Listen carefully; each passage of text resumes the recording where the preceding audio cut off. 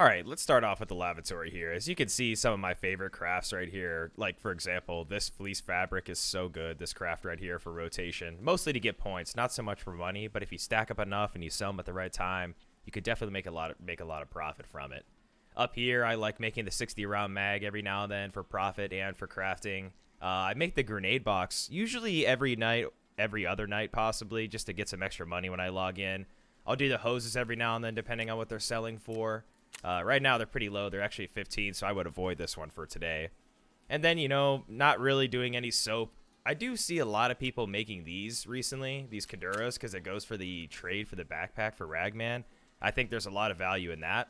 Any other notable crafts in here are kind of up to you as a player or individual. You could get a really good trade for this Tarzan for hunting matches, so I won't even worry about that too much. Sometimes, you know, I'll do this for a quest to split the WD-40 in half for extra profit or for a quest. I don't ever do the bleach. Sometimes I'll do the expeditionary. Everything else is really up to you in the lavatory. Whatever you want to do, try it out. If it works for you, keep on doing it. Next up, we have the workbench here. As you can see, the top favorite I have up here are the power cords for the wires. You can make a pretty decent profit off of these wires, I would say. They're usually between like 10 and 15K most of the time. If they're anything under 10, I would just wait to sell. You can usually pick up the power cords from anywhere around 30K. I know you can make them, but I don't typically do that because it becomes a little more expensive based on what you need to craft it and the value of the power cords itself. I do frequently rotate between the DVD drive and the gas analyzer for the PCB cards. These can sell for a decent amount if you wait for a while, but you kind of have to wait and you really have to watch the market for those. But it can be profitable if not neutral money. The only other notable crafts on here are this face shield you can get for, I think it's around 6K, and you could sell the plexiglass for maybe around, I don't know, anywhere 8 to 12. Or you could just trade it in and get your money from the traders or something to get some profit back real quick. So those are the top trades or barters that I do here.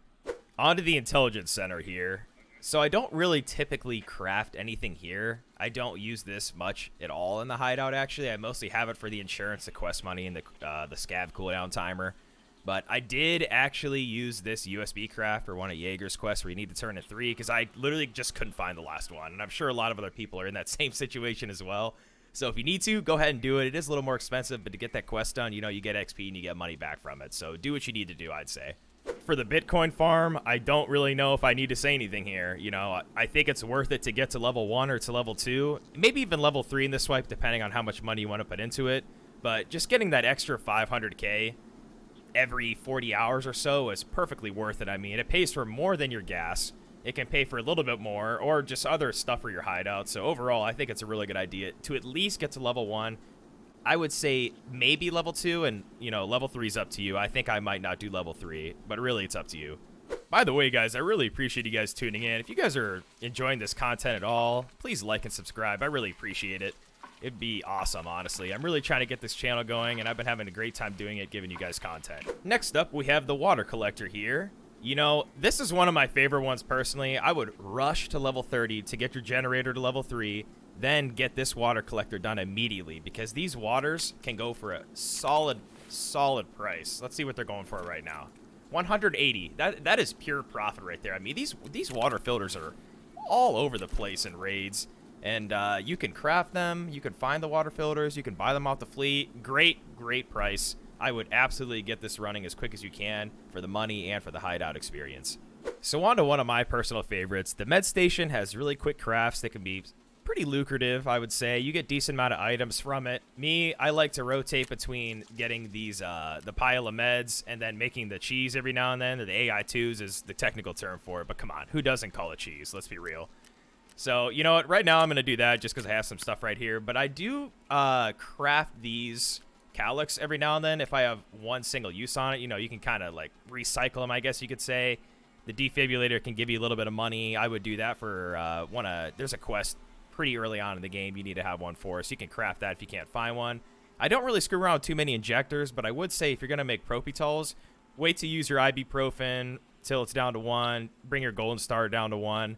Sometimes you can find these 2 cheaper on the market if it doesn't have as many uses, but overall I would just wait. Other than that, I really just cycle between these 3 up on top, and I think those are really good options for you at the Medstation. Just for housekeeping purposes, I'd like to mention the Scav Case. I don't exactly know if it can give you hideout XP, But, you know, it can be kind of like gambling. If you want to put a little money in it, maybe you get some good stuff sometimes. Other times you'll put money in it and then you don't really get anything. But that's kind of luck of the draw. Sometimes you get really good items, though, so this can be worth it for a lot of people.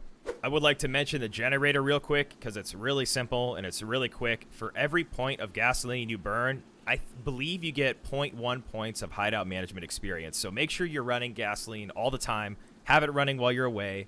Have it running while you're on. Make sure there's always fuel in here and you have at least like 24 hours worth. So the next time you get on the next day, you can put in more.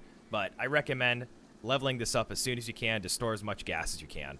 And lastly, we have the nutrition unit here. Personally, I don't really craft anything on here. I don't think a lot of the things on here are worth it.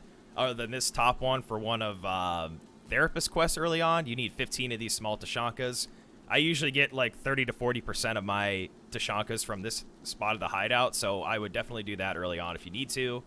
Other than that, maybe crafting these Iskras for one of Jaeger's quests would be nice. You know, you're not really making a lot of profit on anything here. Maybe using these chocolates to get sugar later on and wiped for the moonshine alcohol unit, the distillery. I don't remember what it's called off the top of my head. Maybe getting these whiskeys for money. You know, it really depends. If you can get stuff for a good price, you could try to do it. Other than that, I would just spend the money and craft things just to get more experience for your hideout. And there you have it, guys. You know, that's what I like to do for my hideout. And if you guys want to run yours a little bit differently, that's fine. You can do it however you want. This is just what I do, but I do recommend doing the cheaper alternatives for each spot so you can level up your skill cheaper than paying a lot more rubles. But if you want to do that too for certain items because you need them for questing, you need them for your raids, or you want to use them, you know, anytime you want, you can go ahead and do that and you'll still get experience for it. So I hope you guys enjoyed the video. Peace out.